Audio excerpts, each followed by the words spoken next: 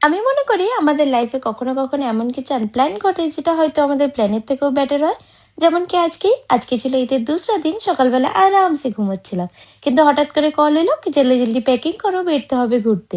তো তাই একটু টাইম ওয়েস্ট না করে ঝটপট করে প্যাকিং করে বেরিয়ে পড়েছি। আসলে আমাদের ঈদের পরে কোথাও একটা ট্রিপের প্ল্যান ছিল, কোনো কারণে সেটা ক্যান্সেল হয়ে যায়। এবারে ক্যান্সেল হওয়ার আগে ঝটপট করে সবাই মিলে বেরিয়ে পড়েছি।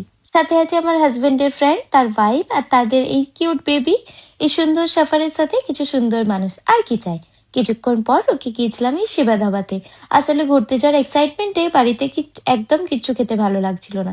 কিছু স্ন্যাক্স নিয়ে নিলাম, বাচ্চাগুলোও খাবে, সাথে আমরাও খাবো। বাবু দেখো সামনে গিয়ে কতটা এনজয় করছে। আসলে আমরা তিনজনই রোড ট্রিপ ভীষণ এনজয় করি। সাথে যদি থাকে কিছু সুন্দর প্লেলিস্ট, আর কিছুই চাই না। প্রায় 4-5 ঘন্টা জার্নির পর আমরা কিছুক্ষণের জন্য রুকে গিয়েছিলাম এই সুন্দর ধাবাটায়।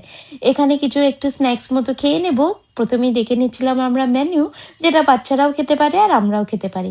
তাই কিছু চিলি পটেটো, একটু নুডলস আর তার সাথে একটু গরম গরম চা মাঙিয়ে নিয়েছিলাম।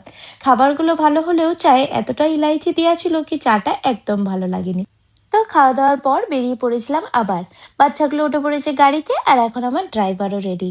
প্রায় এখান থেকে 2-3 ঘন্টা জার্নির পর ফাইনালি আমরা চলে এসেছিলাম আমাদের ডেস্টিনেশনে। আজ আমরা এসেছিলাম উত্তরাখণ্ডের নৈনিতালে ঘুরতে। আমরা এর থেকে আগেও এসেছিলাম, কিন্তু আবার চলে এলাম। পাহাড় কাকে না ভালো লাগে। এসেই শুরু করে দিয়েছি আমরা আমাদের হোটেল রুম নেওয়ার জন্য। আমরা এই হোটেল রুমটা বুক করে রেখেছিলাম সুইস কটেজ নামে, বাট এখানে এসে রুমটা আমাদের একদম ভালো লাগেনি, যার কারণেই ক্যান্সেল করে দিলাম। আর নিচে নেমে আমাদের দুজনকে এতটাই ঠান্ডা লাগছিল কি আমরা লিটারেলি কাঁপছি। আর এখানে দেখো বাচ্চাগুলোও কেমন কাঁপছে। আমার উমারের জ্যাকেটে নিচে, এখন সেটাই গাড়ি থেকে বের করে ওকে পরিয়ে দেবো। হোটেল রুমটা ভালো না লাগাতে আবার একটা হোটেলে গেলাম, বাট সেখানেও কোনো রুম অ্যাভেলেবেল ছিল না। কারণ আমাদের আসতে বেশ লেট হয়ে গেছে, মানে এখন বাজে প্রায় 12টা 1টা। তাই কোনো হোটেলে খালি পাওয়া যাচ্ছিল না। কিছুক্ষণ মল রোডে ঘোরার পর তারপর ফাইনালি আমরা একটা রুম পেয়েছিলাম, বাস থাকার মতো। তাই এখানে পার্কিংয়ে গাড়িটাকে লাগিয়ে দেওয়া হলো। পার্কিংয়ের সামনের ভিউটা এত সুন্দর লাগছিল পাহাড়ের, আর সামনেই সুন্দর মসজিদ।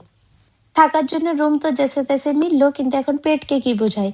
রাত হয়েছে কিন্তু খাবার তো লাগবেই, তাই কাঁপতে কাঁপতে আবার বেরিয়ে পড়লাম। আমাদের রুমের পাশেই ছিল, আসলে আমাদের মল রোডেই রুমটা পেয়ে গেছিলাম, তাই প্যাডেলই চলে এলাম।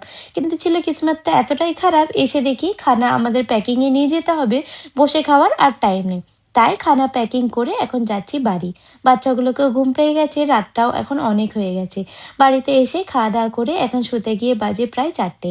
আজকের জন্য ভিডিওটা তাহলে এটুকুই রইলো। কালকে আসছি আবার একটা সুন্দর ভিডিও নিয়ে। ততক্ষণের জন্য বাই।